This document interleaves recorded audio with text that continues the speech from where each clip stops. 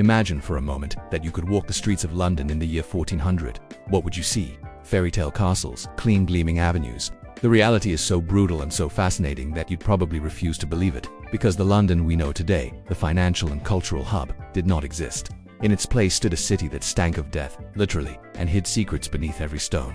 Today, thanks to artificial intelligence, we are going to reconstruct that lost city and discover if you would have survived a single night in it. To understand the London of 1400, you first have to erase the image of Big Ben, the Shard, or even the tidy Georgian townhouses from your mind.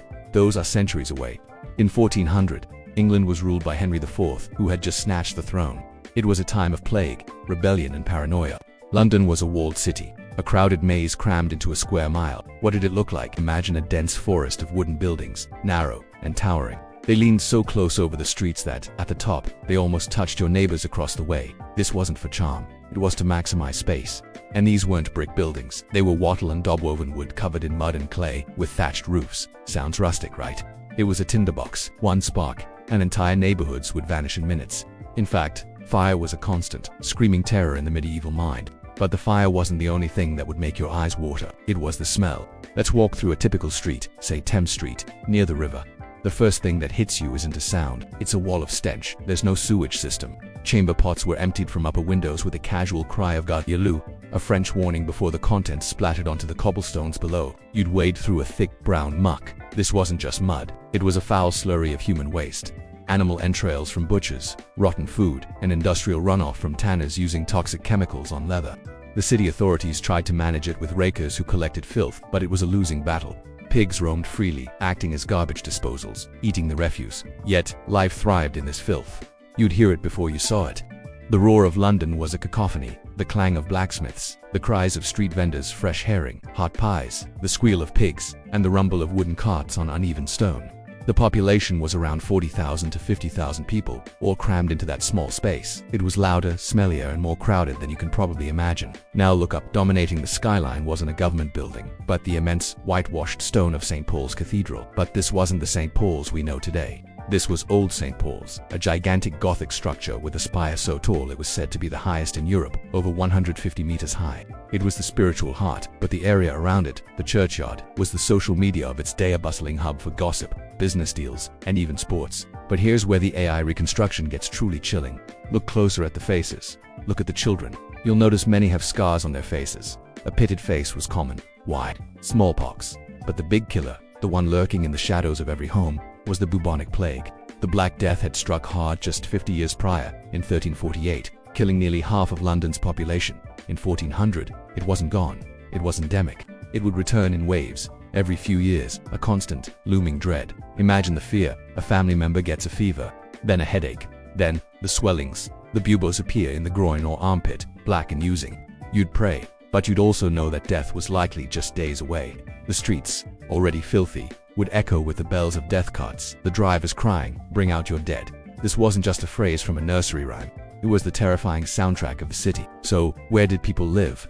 If you were wealthy, a merchant or a guild master, you lived in a house like that wooden one we saw, but bigger.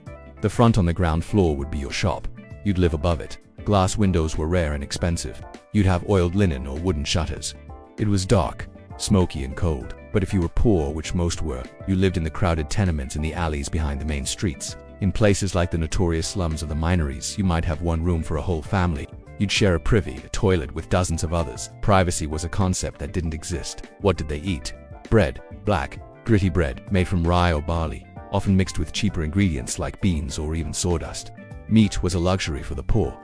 The wealthy ate meat, but spices were used not just for flavor, but to try to cover up the taste of meat that was starting to go bad in an age without refrigeration. And the river.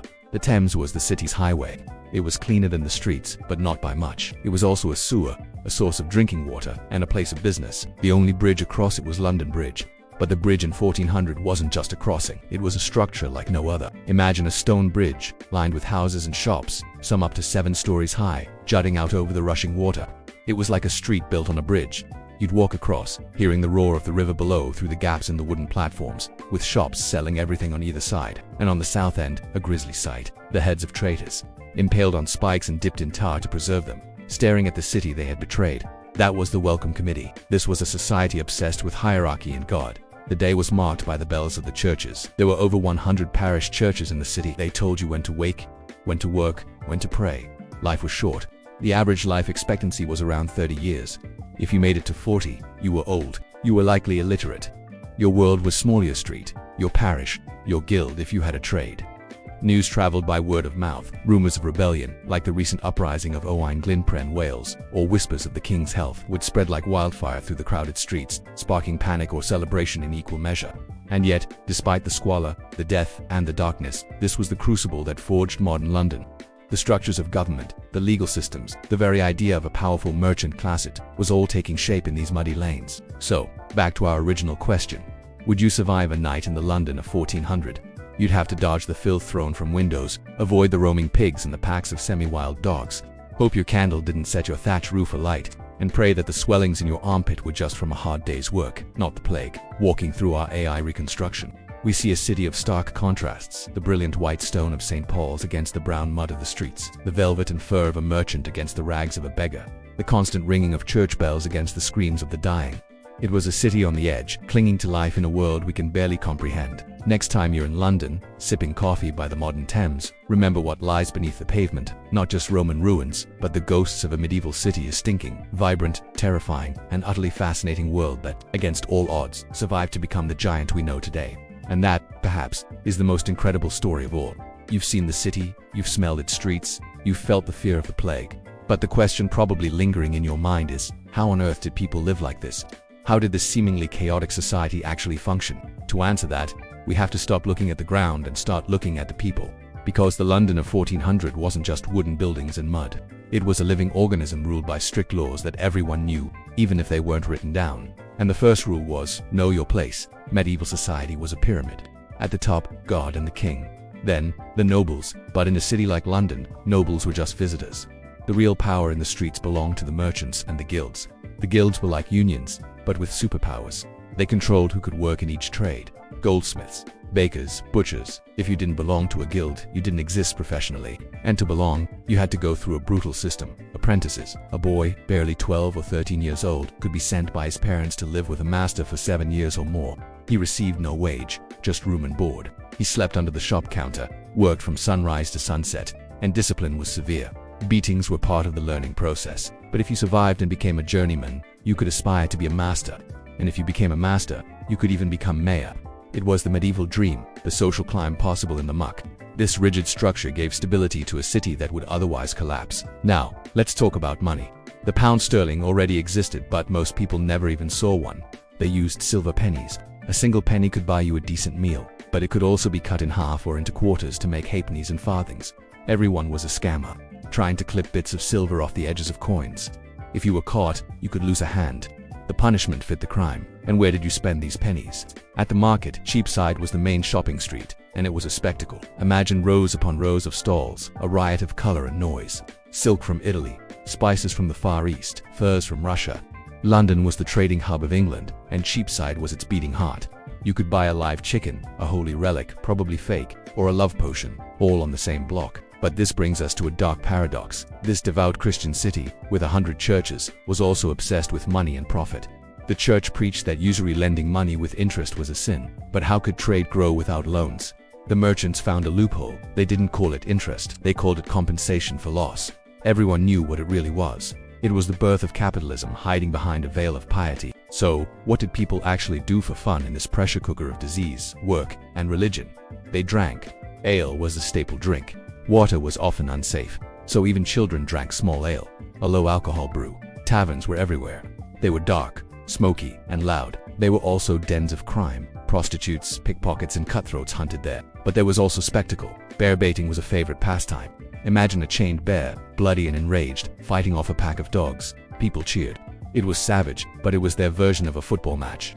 And then there were the mystery plays, performed by the guilds on wagons. They told Bible stories, but with crude humor and contemporary jokes that made people laugh and think about their faith. Yet underneath all this, the city was segregated by fear. At night, the gates of London were closed and locked. The curfew bell rang, and the city fell dark. If you were caught outside your ward after curfew without a good reason, you were arrested. The night belonged to the watchmen, old men with lanterns and bells, and to the criminals who evaded them. And the criminals were creative. Pickpockets worked. The crowds at St. Paul's, prostitutes, known as Winchester geese, operated in the liberties areas outside the city's legal control, like Southwark, just across the bridge, where the Bishop of Winchester conveniently looked the other way in exchange for rent. It was a city of hypocrisy and survival. So, we see a society built on paradox, rigid hierarchy, yet social mobility, deep piety, yet ruthless capitalism, spectacular entertainment, yet constant brutality. And everyone, from the richest merchant to the poorest beggar, lived with the ticking clock of mortality. You didn't plan for retirement. You planned for heaven. You didn't save for a vacation. You paid for masses to be set for your soul after death, to shorten your time in purgatory. This was the mindset. Every decision, every coin spent, every prayer whispered was filtered through the lens of salvation and survival. The London of 1400 wasn't just a place you lived. It was a trial you endured, and if you were smart, tough, and lucky, you might just make it to tomorrow. But as we're about to discover, even tomorrow wasn't guaranteed, because beyond the walls an even more dangerous world was waiting.